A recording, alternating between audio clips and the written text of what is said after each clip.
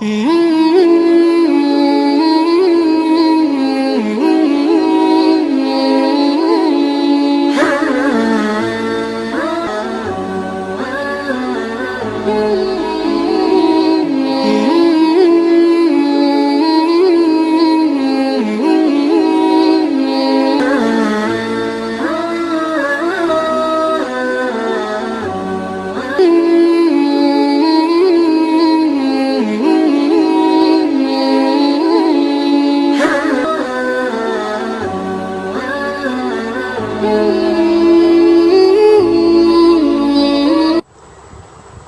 ناظرین، میں اس وقت موجود ہوں تونسہ شریف کی مشہور و معروف شخصیت حضرت مولانا عبدالرؤف تونسوی صاحب کے ساتھ، جو آنے والی فضیلت، رحمت اور برکت والی رات ہے، یعنی شب برات، اس کے مسائل اور فضائل پر گفتگو فرمائیں گے۔ جی مولانا صاحب، یہ جو آنے والی فضیلت اور برکت اور رحمت والی رات ہے، اس کے اندر ہمیں کون سے کام کرنا چاہیے اور کن کاموں سے بچنا چاہیے؟ اور جو 15 شعبان کا روزہ رکھا جاتا ہے، کیا یہ فرض ہے، واجب ہے یا سنت؟ اس کے متعلق بھی وضاحت فرما دیں۔ جی مولانا۔ نحمده ونصلي على رسوله الكريم، اما بعد فاعوذ بالله من الشيطان الرجيم، بسم الله الرحمن الرحيم، حامیم والکتاب المبین، انا انزلناه في ليلة مباركة انا كنا منذرين، صدق الله مولانا العظيم وصدق رسوله النبي الأمي الكريم، ونحن على ذلك لمن الشاهدين والشاكرين، والحمد للہ رب العالمین۔ جی محترم ذی وقار سامعین، یہ جو مہینہ چل رہا ہے شعبان المعظم کا مہینہ ہے، بڑی برکت والا مہینہ ہے، بڑی خیر والا مہینہ ہے۔ حضرت ام عائشہ صدیقہ رضی اللہ تعالی عنہا فرماتی ہیں کہ آپ علیہ الصلوۃ والسلام کچھ کم کر کے پورے شعبان المعظم کے روزے رکھا کرتے تھے، اور اسی طرح امہات المومنین حضرت ام سلمہ رضی اللہ تعالی عنہا بھی فرماتی ہیں کہ میں نے آپ علیہ الصلوۃ والسلام کو مسلسل 2 مہینوں کے علاوہ کبھی بھی روزہ رکھتے ہوئے نہیں دیکھا۔ اور وہ مسلسل کن 2 مہینوں میں روزہ رکھا کرتے تھے؟ ایک شعبان اور دوسرا رمضان المبارک کا مہینہ ہے، مسلسل روزے رکھا کرتے تھے۔ حضرت انس رضی اللہ تعالیٰ عنہ مروی ہیں کہ ایک مرتبہ آپ علیہ الصلوۃ والسلام سے کسی نے پوچھا کہ یا رسول اللہ صلی اللہ علیہ وسلم، رمضان المبارک کے بعد افضل ترین روزے کون سے ہیں؟ تو آپ علیہ الصلوۃ والسلام نے فرمایا کہ شعبان المعظم کے روزے افضل ہیں رمضان المبارک کے بعد۔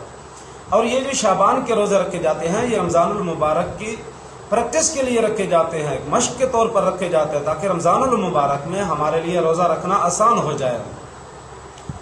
اسی لیے یہ شعبان المعظم کے جو ہیں وہ روزے رکھے جاتے ہیں۔ تو اللہ رب العزت نے قرآن مقدس کے اندر فرمایا کہ حامیم والکتاب المبین، قسم ہے کھلم کھلا کتاب کی، انا انزلناہ فی لیلۃ مبارکہ، بے شک ارادہ کیا ہم نے اس قرآن مقدس کو نازل کرنے کا، فی لیلۃ مبارکۃ، اس برکت والی رات میں، انا کنا منذرین، بے شک ہم ہی آگاہ کرنے والے تھے۔ وہ کون سی رات تھی؟ شب برات۔ تو یہ جو قرآن مقدس نازل کیا گیا، لوح محفوظ سے آسمان دنیا تک یک بارگی نازل کیا گیا، اور پھر آسمان دنیا سے آپ علیہ الصلوۃ والسلام تک بذریعہ جبرائیل علیہ الصلوۃ والسلام 23 سال کے عرصے میں قرآن مجید کو مکمل کیا گیا۔ حدیث پاک کے اندر بہت زیادہ فضیلت بیان کی گئی ہے، اس رات کی بہت زیادہ فضیلتیں بیان کی گئی ہیں۔ حدیث پاک کے اندر آتا ہے کہ آپ علیہ الصلوۃ والسلام نے فرمایا کہ اللہ رب العزت کی رحمت جو ہے وہ اس رات میں آسمان دنیا پر تشریف لے آتی ہے، اور پھر اللہ رب العزت قبیلہ بنو کلب کے بکریوں کی بالوں کی تعداد سے بھی زیادہ گناہگاروں کی بخشش اس رات کے اندر فرما دیا کرتے ہیں۔ ویسے تو اللہ رب العزت کی رحمت ہر رات آسمان دنیا پر تشریف لے آتی ہے، لیکن وہ رات کے آخری حصے میں لے آتی ہے۔ لیکن اس رات کی خصوصیت یہ ہے کہ غروب آفتاب کے متصل بعد ہی اللہ رب العزت کی رحمت آسمان دنیا پر تشریف لے آتی ہے، اور پھر اللہ رب العزت یہ اعلان کرتے ہیں آسمان دنیا پر آ کر کہ ہے کوئی گناہوں کی بخشش کا طلبگار کہ میں اس کے گناہوں کو بخش دوں، ہے کوئی روزی کا طلبگار، میں اس کو روزی عطا فرما دوں۔ اور یہ ندا، یہ آواز بھی گناہگاروں کو لگائی جا رہی ہے، نافرمانوں کو لگائی جا رہی ہے، جو اللہ کے احکامات کو توڑنے والے ہیں، ان کو اللہ رب العزت آواز دے رہی ہے۔ جیسے کوئی بچہ ہوتا ہے، اگر والد کی نافرمانی کر لیتا ہے تو والد کے سامنے آتے ہوئے ڈرتا ہے۔ کوئی مرید پیر کے سامنے آتے ہوئے ہچکچاتا ہے، ڈرتا ہے، خوف کھاتا ہے کہ میں نے اس کی نافرمانی کی، اب میں کس منہ سے پیر صاحب کے سامنے پیش ہوں گا، تو یہ بندہ بھی نافرمان ہے۔ تو اللہ رب العزت فرماتے ہیں کہ اے بندے، میں نے کب کہا ہے تجھے کہ تو میرے پاس تو اعمال، نیکیاں ہی نیکیاں لے کر آ، میں تو یہ چاہتا ہوں کہ تو میرے سامنے گناہوں کے انبار لے کر آ، اتنے گناہ جو زمین اور آسمان کی وسعتوں میں تیرے گناہ نہ سما سکیں۔ میں تیرے گناہوں سے دگنا اپنی رحمت لے کر تیرے انتظار میں ہوں، تو میرے پاس آ تو صحیح ایک مرتبہ، میں تیرے گناہوں سے دگنا اپنی رحمت لے کر تیرے انتظار میں ہوں۔ اللہ رب العزت فرماتے ہیں کہ روزی کی تلاش میں در بدر ٹھوکریں کھانے والے انسان، روزی کے خزانے میرے پاس ہیں، تو میرے در پہ آ، تو مجھ سے مطالبہ کر روزی کا، دیکھ میں کیسے تیرا مطالبہ پورا کرتا ہوں یا نہیں کرتا۔ اللہ رب العزت فرماتے ہیں کہ میں نے روزی کے دروازے میرے پاس ہیں، روزی کے خزانے میرے پاس ہیں، اگر میں تجھے روزی دینا چاہوں تو پوری دنیا کی طاقتیں اگر کھڑی ہو جائیں تیرا روزی بند کرنے کے لیے تو وہ تیری روزی بند نہیں کر سکتے۔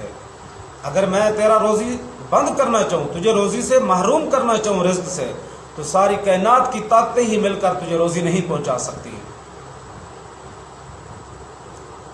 اور ڈرنے کی بات یہ ہے کہ یہ جو رات آ رہی ہے، برکت والی، فضیلت والی رات آ رہی ہے، اس رات کے اندر اللہ رب العزت کی رحمت جو ہے وہ موسلادھار بارش کی طرح برستی ہے۔ تو اس رات میں بھی دو ایسے بدبخت انسان ہیں جن کی بخشش نہیں کی جاتی۔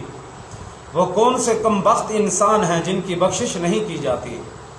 پہلے نمبر پر مشرک کی بخشش بھی نہیں کی جاتی، اور دوسرا کینہ رکھنے والا جو انسان ہے اس کی بھی اس رات میں بخشش نہیں کی جاتی۔ مشرک کسے کہتے ہیں؟ مشرک جو اللہ رب العزت کی ذات اور صفات کے ساتھ اللہ رب العزت کی مخلوق کو اللہ کے ساتھ شریک ٹھہرائے، تو جب تک وہ اپنے گناہوں سے توبہ طیب نہ ہو جائے اس وقت تک اللہ رب العزت اس کی بخشش نہیں فرماتے اگر وہ توبہ طیب نہ ہوا۔ اللہ رب العزت نے واضح قرآن مقدس کے اندر اعلان فرما دیا ہے، ان اللہ لا یغفر ان یشرک بہ ویغفر ما دون ذلک لمن یشاء۔ اللہ رب العزت فرما رہے ہیں کہ مشرک کی بخشش کبھی نہیں ہوگی، مشرک کے علاوہ جتنے گناہگار ہیں میں اس کی بخشش کر دوں گا، لیکن ان اللہ لا یغفر ان یشرک بہ، اللہ رب العزت فرما رہے ہیں مشرک کی بخشش میں کبھی نہیں کروں گا۔ آگے اللہ رب العزت نے فرمایا قرآن مقدس کے اندر اعلان فرما رہے ہیں، وَلَا يَدْخُلُونَ الْجَنَّةَ حَتَّى يَلِجَ الْجَمَلُ فِي سَمِّ الْخِيَاطِ۔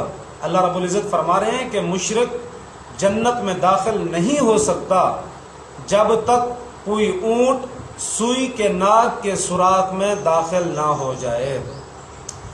جیسے اونٹ کا سوئی کے ناک کے سوراخ میں داخل ہونا محال ہے، اسی طرح مشرک کا جنت میں داخل ہونا بھی محال ہے جب تک وہ توبہ طیب نہ ہو جائے، پکی توبہ نہ کر لے۔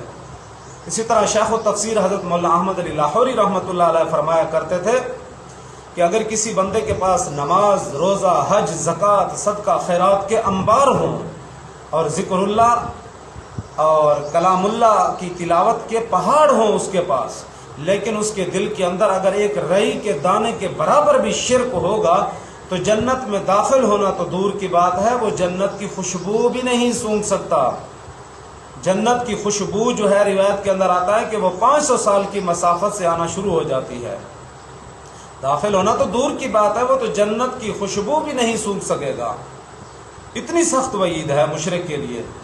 اسی طرح اللہ رب العزت نے فرمایا فَلَا نُقِيمُ لَهُمْ يَوْمَ الْقِيَامَةِ وَزْنًا، کہ ہم قیامت کے میدان میں اس بدبخت انسان کے اعمال کا وزن بھی نہیں کریں گے، چاہے کتنی بھی نیکیاں ہوں اس کے پاس، اس مشرک کے اعمال کا وزن بھی نہیں کریں گے۔ اور اسی طرح ایک کینہ رکھنے والا انسان ہے، مشرک کی بھی اللہ رب العزت بخشش نہیں فرمائیں گے، اور کینہ رکھنے والے انسان کی بھی اللہ رب العزت کبھی بھی بخشش نہیں فرمائیں گے۔ ہاں، اللہ رب العزت نے انسان کی طبیعت کی رعایت رکھتے ہوئے فرمایا کہ 3 دن تک تم کو اجازت ہے، کسی مومن مسلمان کے ساتھ، مومن بندے کے ساتھ 3 دن تک اجازت ہے، تم اس کے ساتھ سلام کلام نہیں کر سکتے۔ 3 دن کے علاوہ جو ہے اس کے ساتھ سلام اور کلام کو ختم کرنا یہ اس کے لیے حرام ہے۔ اللہ رب العزت مشرک کی بھی اس رات میں بخشش نہیں فرمائیں گے اور کینہ رکھنے والے انسان کی بھی اس رات میں بخشش نہیں فرمائیں گے۔ اور باقی جو روزے کے متعلق پوچھا گیا ہے کہ 15 شعبان کا روزہ رکھنا جو ہے کہ فرض ہے، سنت ہے، یا واجب ہے، یا مستحب ہے۔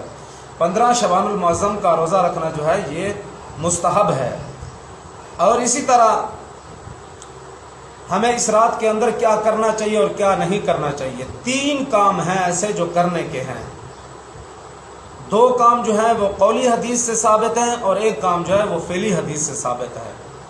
پہلا کام جو قولی حدیث سے ثابت ہے، آپ علیہ الصلوۃ والسلام نے فرمایا کہ قوموا لیلھا، اس رات کے اندر جاگنا چاہیے، قیام کرنا چاہیے، عبادت کرنی چاہیے اللہ رب العزت کی، آیا کہ وہ نوافل کی صورت میں ہو، ذکر اللہ کی صورت میں ہو، یا تلاوت کلام اللہ کی صورت میں ہو، جس حالت میں بھی ہو اس رات میں عبادت کرنی چاہیے، اللہ رب العزت کا ذکر کرنا چاہیے، نوافل پڑھنی چاہیے، کثرت سے پڑھنی چاہیے، کثرت کے ساتھ ذکر کرنا چاہیے۔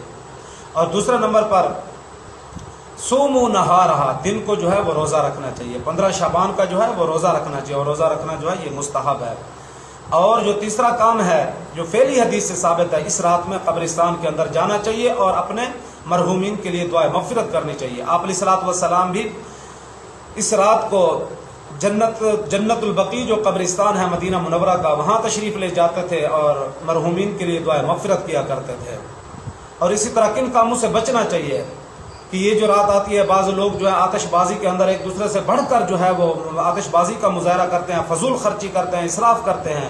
اللہ رب العزت نے فرمایا وَلَا تُسْرِفُوا إِنَّ اللَّهَ لَا يُحِبُّ الْمُسْرِفِينَ، اللہ رب العزت اسراف کرنے والوں کو پسند نہیں فرماتے۔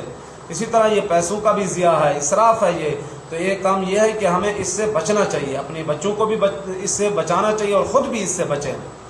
اور باقی حدیث پاک کے اندر آیا ہے، روایت کے اندر، کہ یہ جو رات آتی ہے اس رات کے اندر بہت بڑے بڑے امور کے فیصلے کیے جاتے ہیں۔ جتنے لوگوں نے آنا ہوتا ہے آنے والے سال، اللہ رب العزت ان کے نام لکھ دیتے ہیں، اور جنہوں نے جانا ہوتا ہے اس دنیا سے، اللہ رب العزت وہ نام لکھ کر حضرت اسرائیل علیہ الصلوۃ والسلام کے حوالے کر دیتے ہیں۔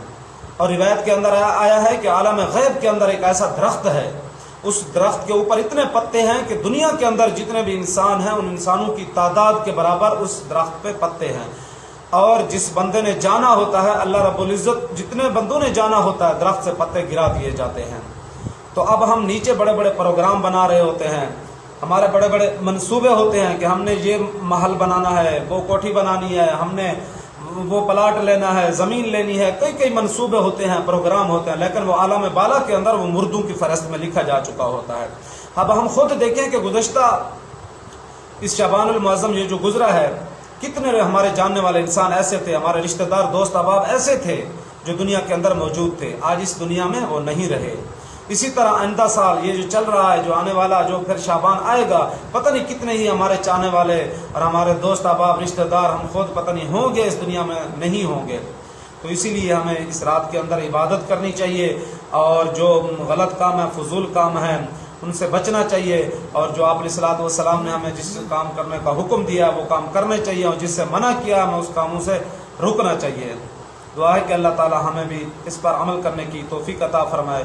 وآخر دعوانا ان الحمد للہ رب العالمین۔ ماشاء اللہ، حضرت مولانا صاحب نے تفصیلی گفتگو فرمائی۔ دعا ہے کہ اللہ تعالی ہمیں اس پر عمل کرنے کی توفیق عطا فرمائے۔ کیمرہ مین کے ساتھ اعزاز اللہ کیسرانی، تصویر رپورٹر 88 نیوز، تونسا شریف۔